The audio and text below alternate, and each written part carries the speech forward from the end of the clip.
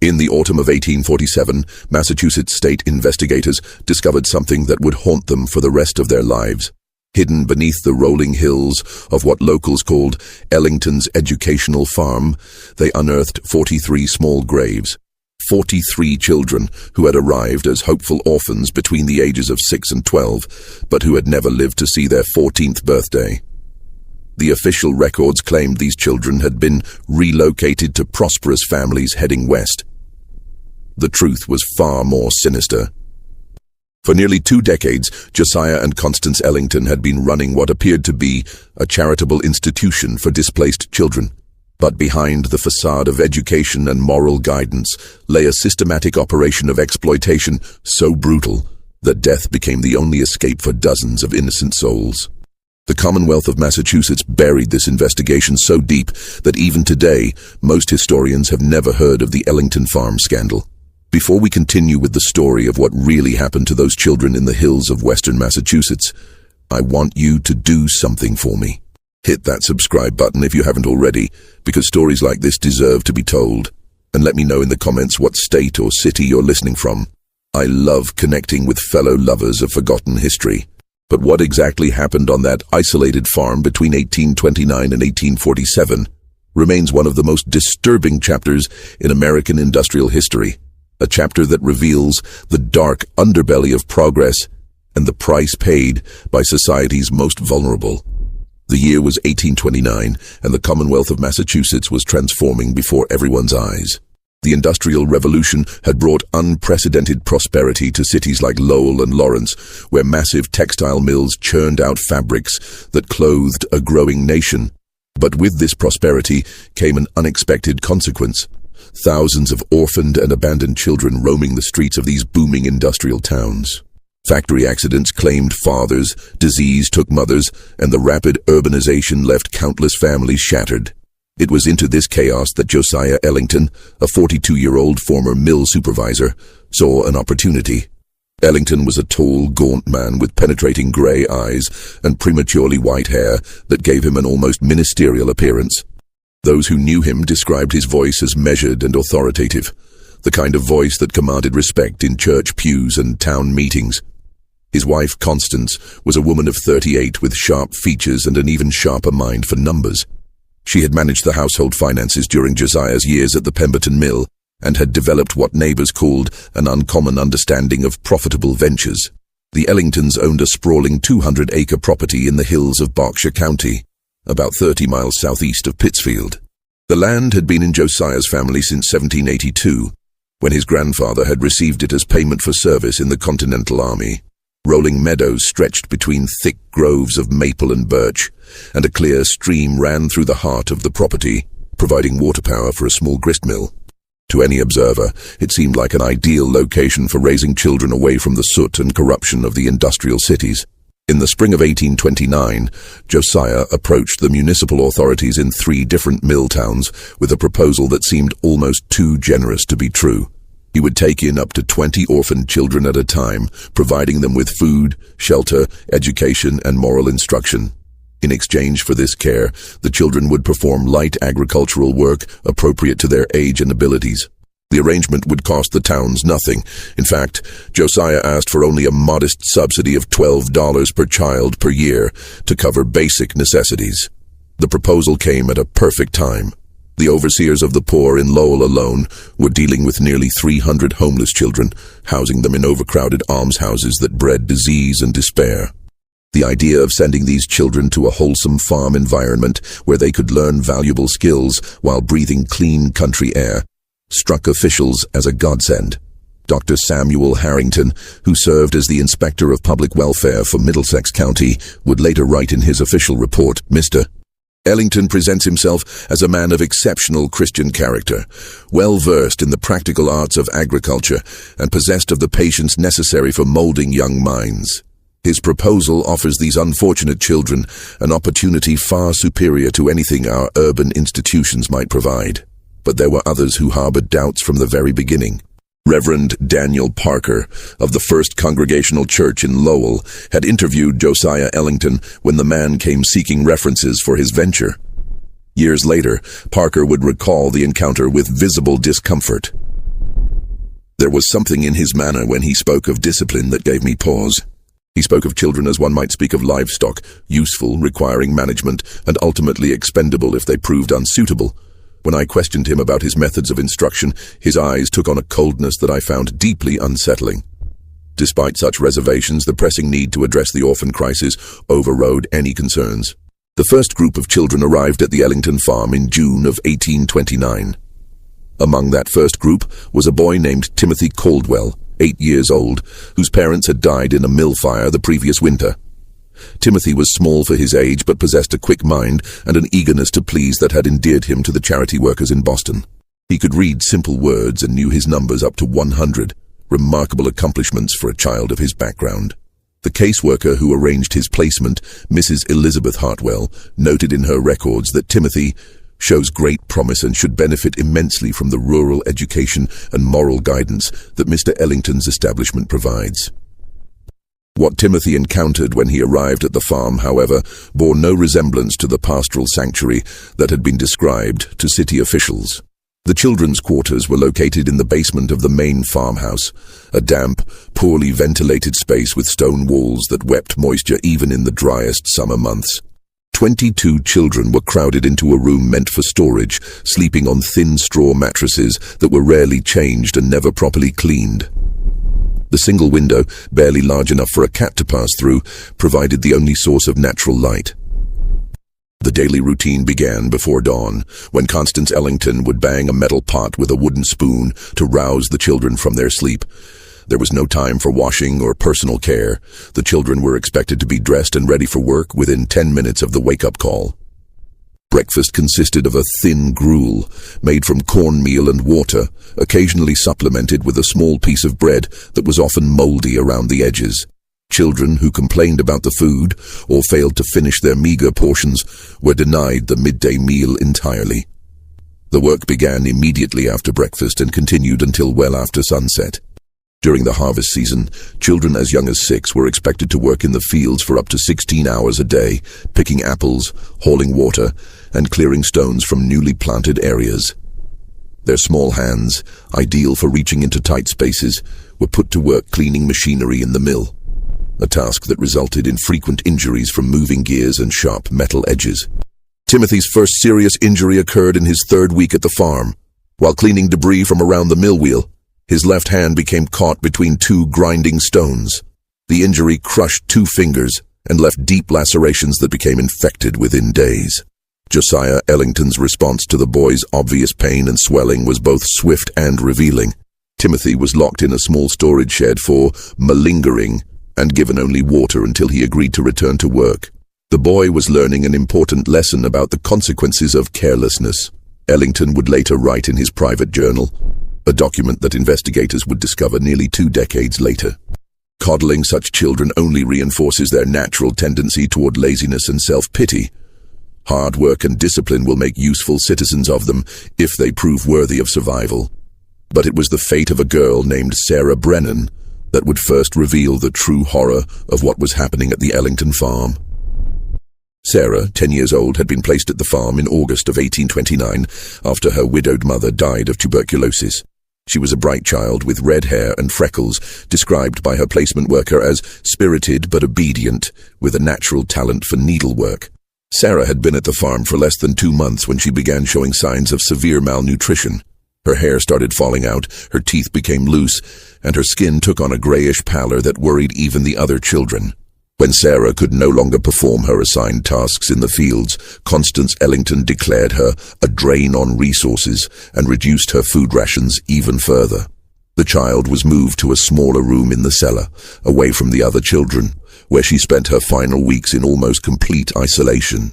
According to later testimony from surviving children, Sarah's cries for help could be heard throughout the basement during her last nights, but any child who tried to bring her food or water faced severe punishment.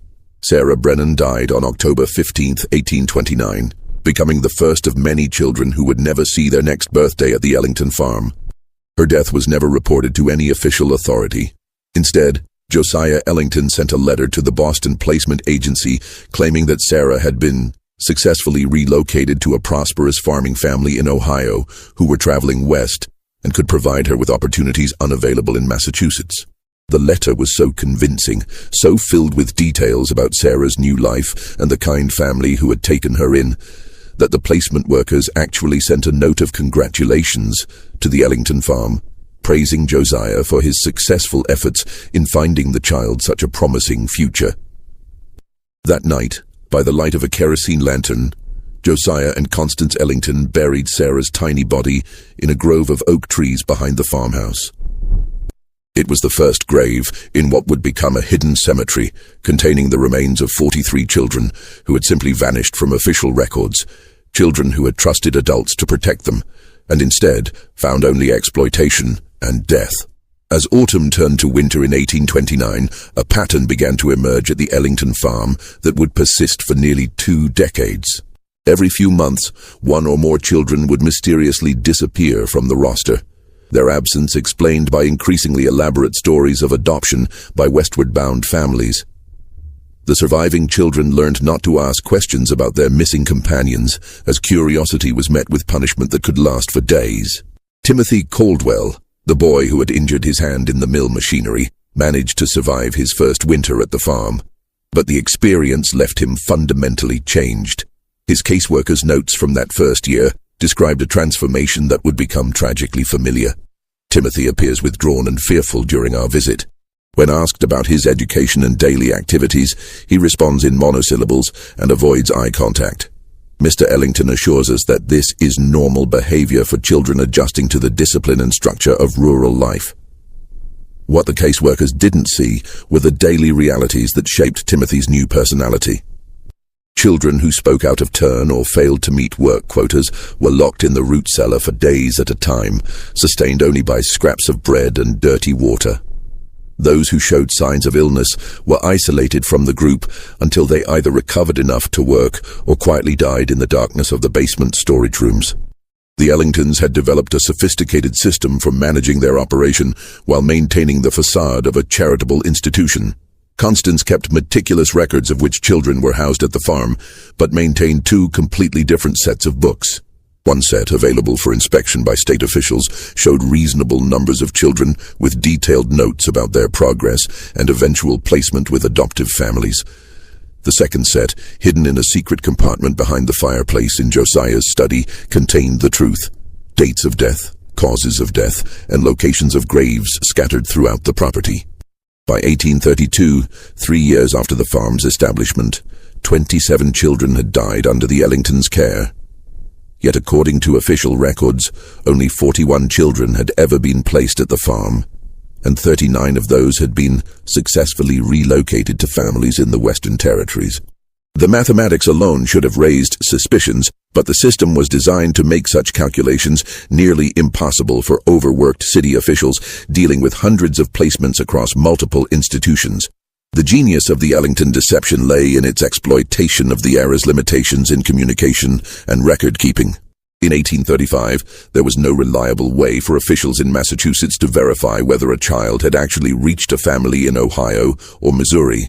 Letters could be forged, and the vast distances involved made follow-up investigations prohibitively expensive and time-consuming.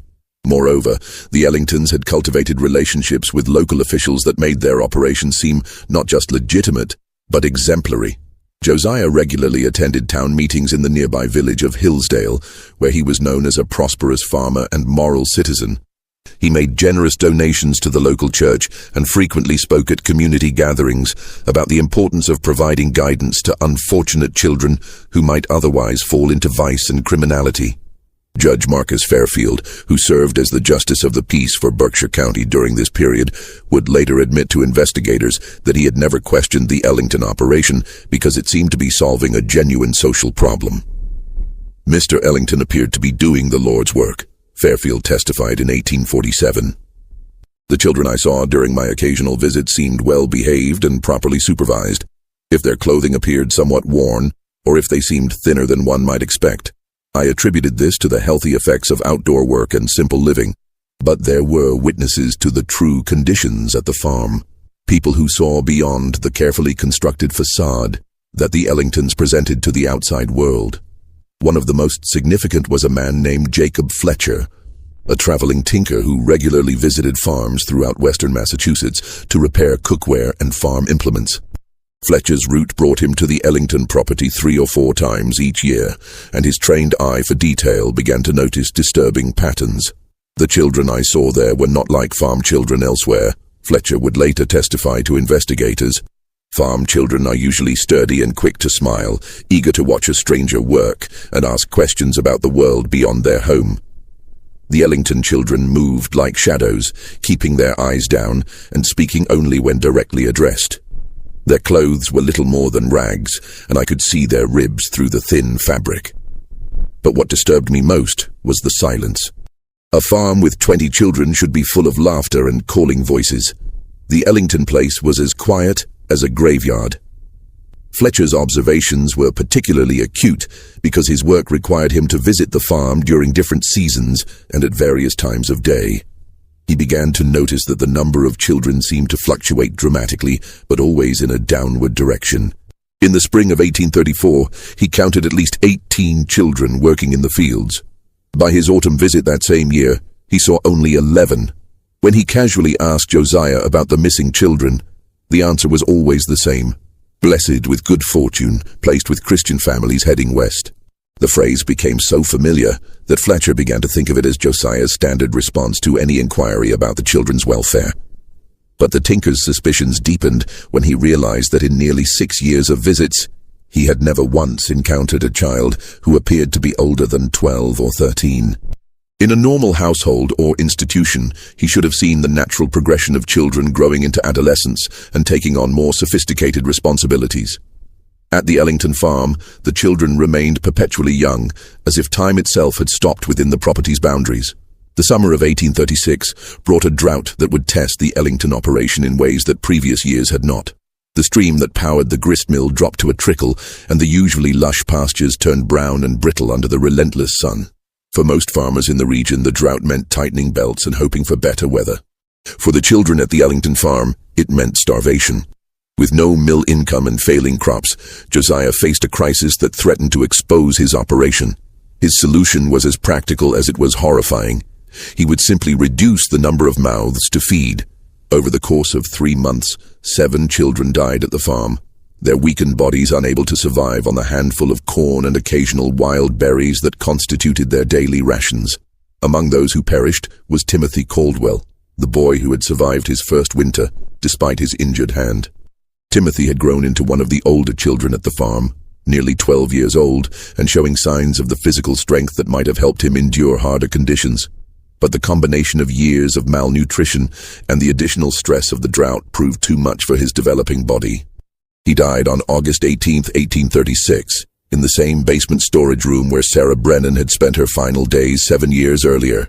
Timothy's death was particularly significant because he had been one of the few children who maintained contact with the outside world.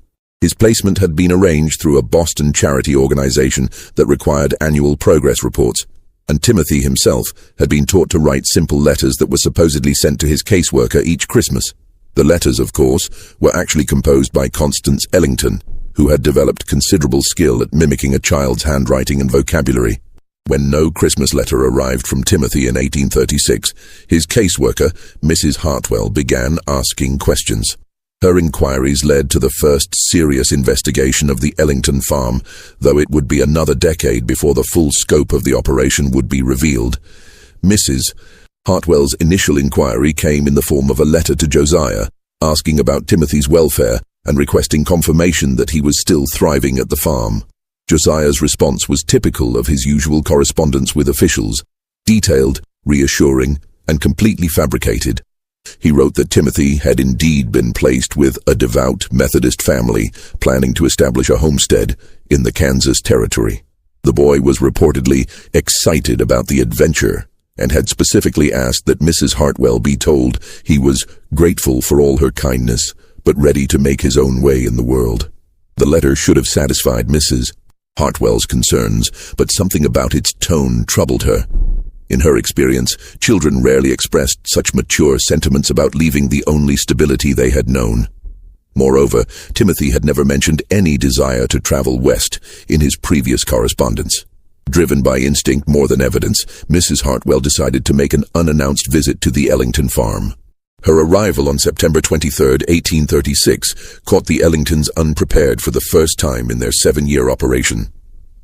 Constance was in the midst of preparing the evening meal, a thin soup made from potato peelings and scraps of fat, when she heard the sound of a carriage approaching the main house. Through the kitchen window, she could see an unfamiliar woman in city clothes stepping down from a hired buggy, her face set with the kind of determination that suggested this was not a social call. Josiah was in the fields overseeing the children's work when Constance sent one of the younger boys to fetch him.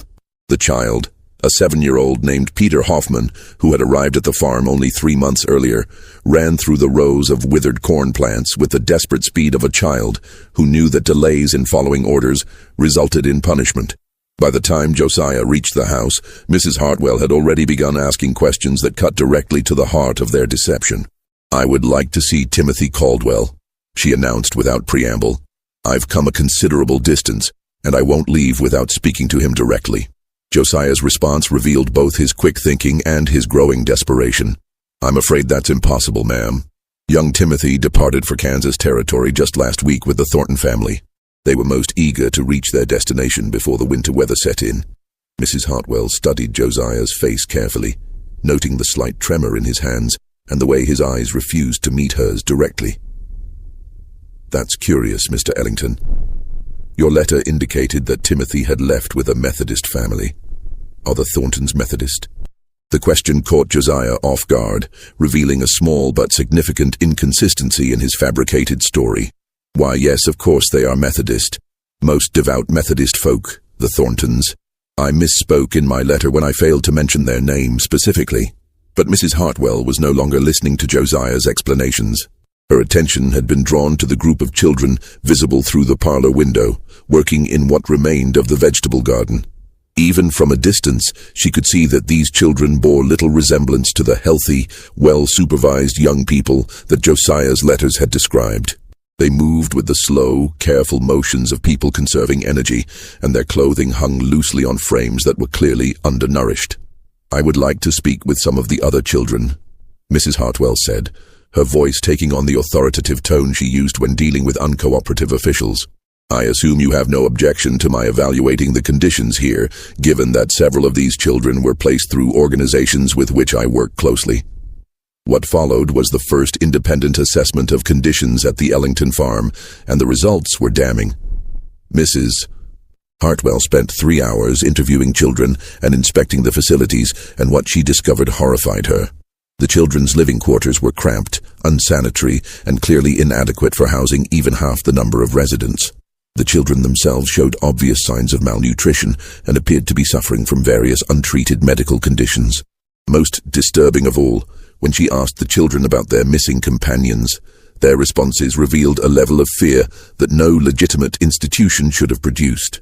When I inquired about Timothy specifically, Mrs. Hartwell would later write in her report, the children's reactions ranged from confused silence to visible distress. One girl, perhaps 9 years old, began weeping when I mentioned his name. When I pressed her for an explanation, she could only say, "He got sick and then he went away, but we're not supposed to talk about the ones who go away." Mrs. Hartwell's investigation marked the beginning of the end for the Ellington operation, though it would take more than a decade for the full truth to emerge.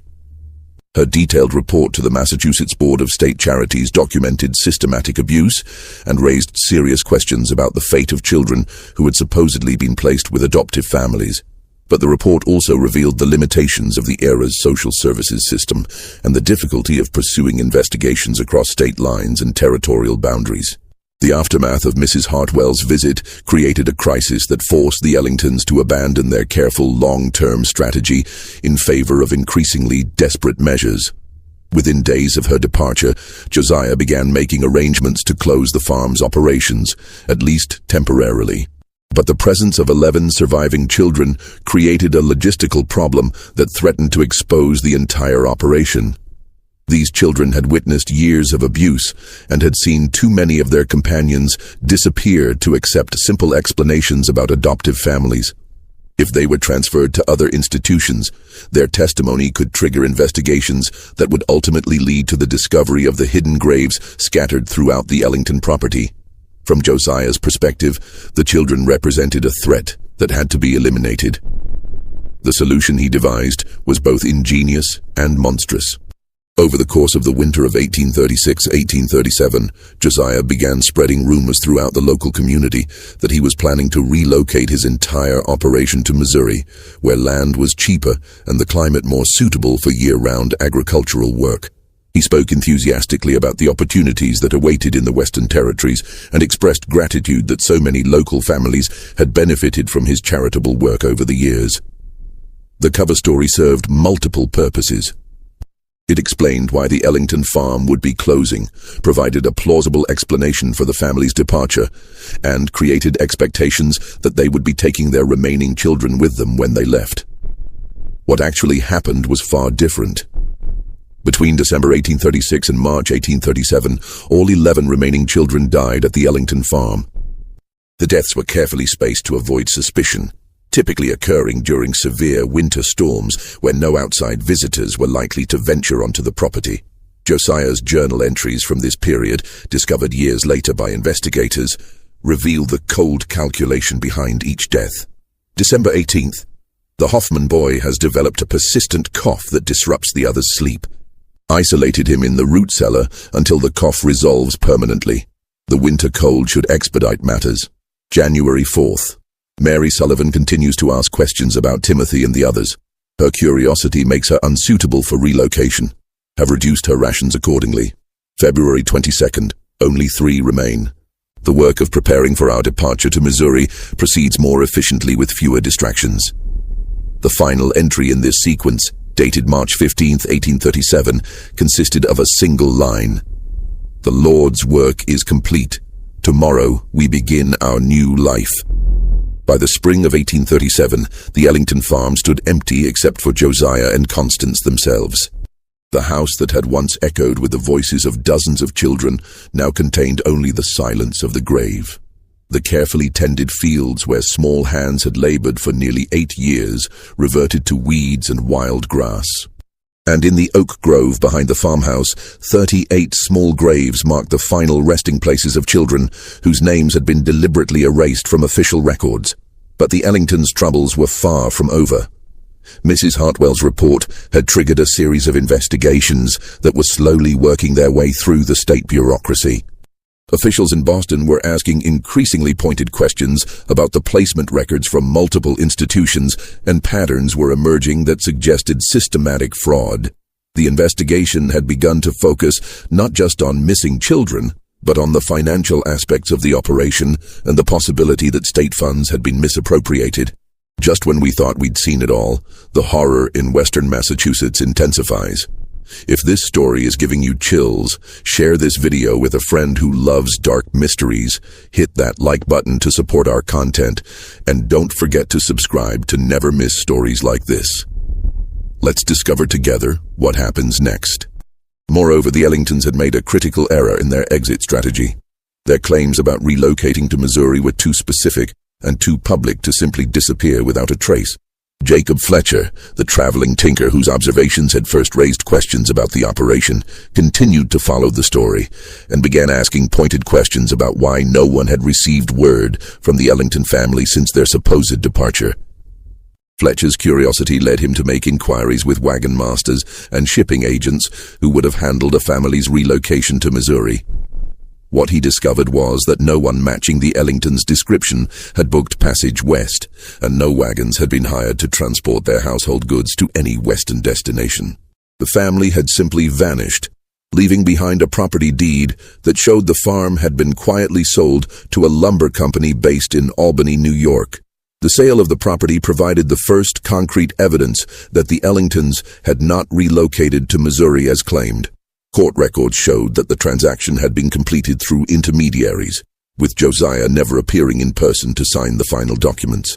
The purchasing company had been told that the owners were already in the Western Territories and could not return to Massachusetts to complete the sale in person. But Fletcher's most significant discovery came when he decided to visit the abandoned farm property in the summer of 1837. What he found there would haunt him for the rest of his life, and ultimately provide the evidence that would expose the full scope of the Ellington operation. Walking through the overgrown fields and examining the empty buildings, Fletcher noticed something that initial investigators had missed.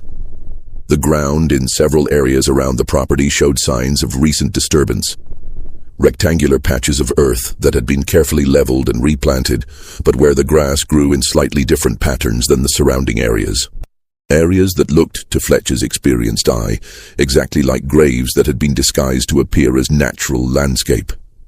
Fletcher's discovery came at the same time that investigators in Boston were uncovering financial irregularities in the Ellington operation that suggested the scope of fraud was far larger than anyone had initially suspected.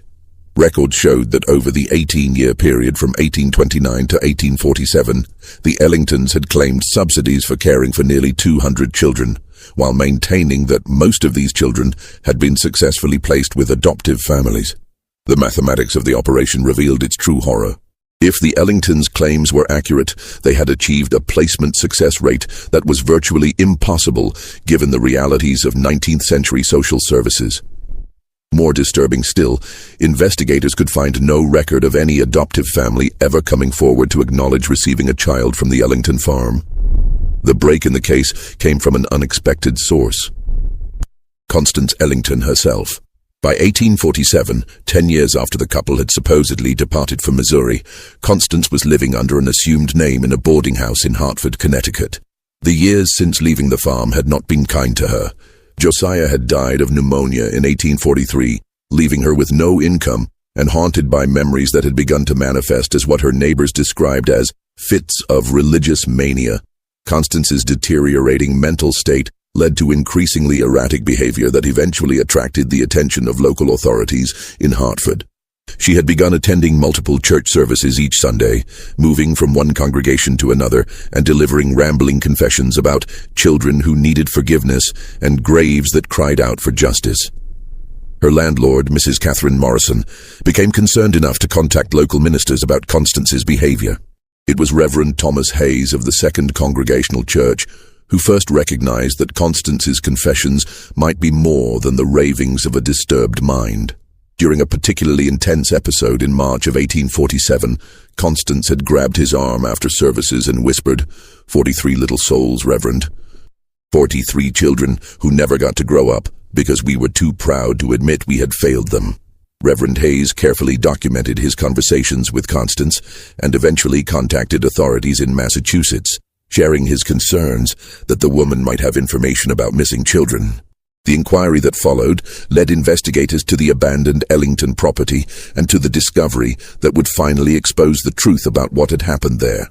The investigation team that arrived at the former Ellington farm in September of 1847 included representatives from the Massachusetts Board of State Charities, the Berkshire County Sheriff's Department, and medical examiners from Boston. What they found exceeded their worst expectations. Using information provided by Jacob Fletcher and guided by Constance's increasingly detailed confessions, the investigators began systematic excavations in areas where the ground showed signs of previous disturbance. The first grave they uncovered contained the remains of a child approximately 10 years old, buried in a simple wooden box that had partially deteriorated over the intervening years. Wrapped around the child's body was a piece of cloth that bore the initials SB, later identified as Sarah Brennan, the red-haired girl who had been among the first to die at the farm. Over the course of 3 weeks, investigators uncovered 43 graves scattered throughout the property. The remains ranged from children as young as 6 to several who appeared to have been 12 or 13 at the time of death. Many of the bodies showed evidence of malnutrition, and several revealed signs of injuries that had never received proper medical attention. But perhaps the most damning evidence came from Josiah's hidden journal, discovered behind a false wall in the farmhouse basement. The journal contained detailed records of every child who had died at the farm, including their names, ages, dates of death, and Josiah's own assessment of the causes. The entries revealed a man who had gradually lost any sense of the children as human beings, referring to them increasingly as units and resources that had proven unsuitable for continued investment. The journal entries also revealed the true scope of the financial fraud. Josiah had continued to claim subsidies for children who had died years earlier, reporting them as still in residence and thriving under his care. In some cases, he had collected payments for the same child for more than 5 years after their death, creating false progress reports and correspondence that painted pictures of healthy, happy children growing into productive citizens. One of the most disturbing discoveries was a separate ledger in which Josiah had calculated the optimal mortality rate for maximizing profits while minimizing suspicion. According to his calculations, the death of approximately 20% of the children each year could be explained as natural mortality, while deaths of 30% or more might trigger investigations. The ledger showed that Josiah had deliberately adjusted food rations and working conditions to maintain what he considered an acceptable death rate. The confession that Constance provided to investigators filled in the final details of the operation and revealed the psychological transformation that had allowed two presumably normal adults to systematically murder dozens of children over nearly 2 decades. According to Constance, the first deaths had been genuinely accidental. Children who had died from diseases or injuries that might have been survivable under better conditions. But rather than report these deaths and face potential criticism of their operation, the Ellingtons had chosen to cover them up. Once we had buried the first child in secret, Constance told investigators, we found ourselves trapped in a deception that grew larger with each passing month. Every new death forced us to create more elaborate lies, until we were living in a world entirely of our own making. Josiah convinced himself that we were actually performing a service, removing children who were too weak or too troublesome to survive in the harsh realities of frontier life. But Constance's confession also revealed a more sinister truth, that the couple had eventually begun to view the children's deaths not as unfortunate accidents to be covered up, but as necessary business expenses to be managed. When resources were scarce or when particular children proved difficult to control, they were simply eliminated.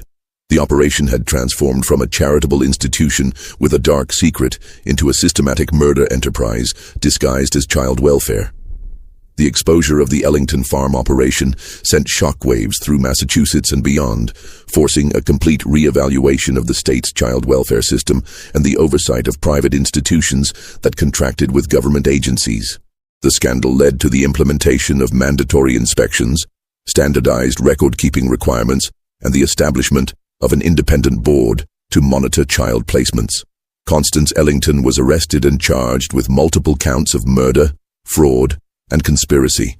Her trial, which began in the spring of 1848, attracted national attention and became one of the first cases in American legal history to focus specifically on crimes against children in institutional settings.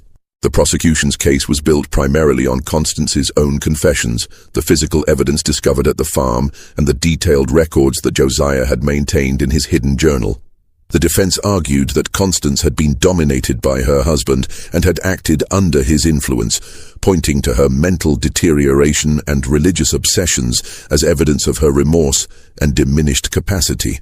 However, the prosecution countered with evidence from Josiah's journal that showed Constance had been an active participant in planning the deceptions and had often been the one to suggest reducing food rations or isolating sick children. The trial lasted 6 weeks and featured testimony from surviving witnesses including Jacob Fletcher, Mrs. Hartwell, and several officials who had been deceived by the Ellingtons' elaborate fraud. Medical examiners testified about the condition of the remains found at the farm, painting a horrific picture of systematic neglect and abuse that had led to dozens of preventable deaths. On July 15, 1848, Constance Ellington was found guilty on 37 counts of murder and sentenced to life imprisonment. She was also convicted of fraud and conspiracy charges that carried additional penalties. The jury deliberated for less than 4 hours, with several members later stating that they had wanted to recommend the death penalty, but were swayed by evidence of her deteriorating mental condition. Constance served 12 years in the Massachusetts State Prison for Women before dying of tuberculosis in 1860. According to prison records, she spent her final years in a state of deep religious fervor, claiming to receive nightly visits from the spirits of the children who had died at the farm. Guards reported that she would often be found in her cell, carrying on conversations with invisible companions, apologizing repeatedly for unnamed transgressions and begging for forgiveness. The Ellington farm property was eventually purchased by the Commonwealth of Massachusetts and designated as a memorial site.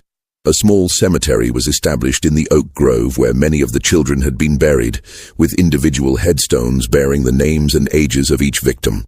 The inscription on the memorial reads, "In memory of 43 children who came seeking hope and found only suffering. May their sacrifice ensure that such horrors never occur again." But the legacy of the Ellington farm scandal extended far beyond the immediate punishment of those responsible. The case became a catalyst for the first comprehensive child welfare reform movement in American history, leading to the establishment of standards and oversight mechanisms that would influence social services for generations to come. Dr. Samuel Harrington, the official who had originally approved the Ellington operation, dedicated the remainder of his career to developing new protocols for institutional inspections and child placement oversight. In his 1851 report to the Massachusetts legislature, he wrote, "The Ellington case has taught us that good intentions and charitable purposes are insufficient safeguards against human corruption. We must create systems that assume the possibility of deception and build in multiple layers of verification and accountability." The investigation also revealed the broader scope of institutional abuse that had been hidden behind facades of Christian charity and moral improvement. Following the Ellington revelations, authorities discovered similar problems at several other private institutions throughout New England, leading to a wave of reforms that fundamentally changed how society approached the care of vulnerable children. Perhaps most significantly, the case established legal precedents that recognize children as individuals with rights deserving of protection, rather than simply as property or resources to be managed by adults.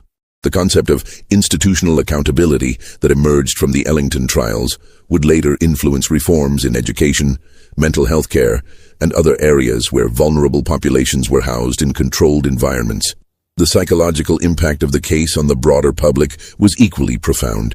For the first time, Americans were forced to confront the reality that systematic evil could exist within institutions that claimed to serve charitable purposes. The idea that trusted authority figures could exploit and murder children under the guise of providing care challenged fundamental assumptions about the nature of social institutions and the reliability of official oversight. Jacob Fletcher, the traveling tinker whose observations had been crucial to exposing the operation, continued his trade for several more years, but was forever changed by his role in the investigation. In later interviews, he would say that the experience had taught him to look beyond surface appearances and to trust his instincts when something seemed wrong, even if he couldn't immediately explain why. Evil rarely announces itself, Fletcher would tell audiences at lectures about the case. It comes disguised as virtue, speaking the language of charity and moral improvement. The children at the Ellington farm died not because their caretakers were obviously wicked, but because those caretakers had convinced themselves and others that they were doing God's work. Mrs. Elizabeth Hartwell, whose persistent investigation had been the first crack in the Ellington facade, became one of the leading advocates for child welfare reform in Massachusetts.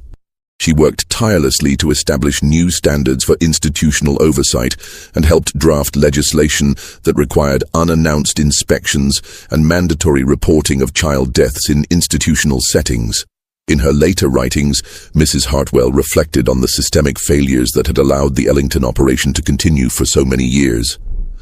"We created a system that prioritized bureaucratic convenience over child welfare, that trusted reputation over evidence, and that allowed geographic distance to excuse a lack of oversight. The children who died at that farm were failed not just by the Ellingtons, but by every official who chose to believe comforting lies rather than investigate uncomfortable truths." The physical remnants of the Ellington farm gradually disappeared over the decades following the investigation. The main farmhouse was demolished in 1852, and the fields reverted to forest as nature reclaimed the land where so much suffering had occurred.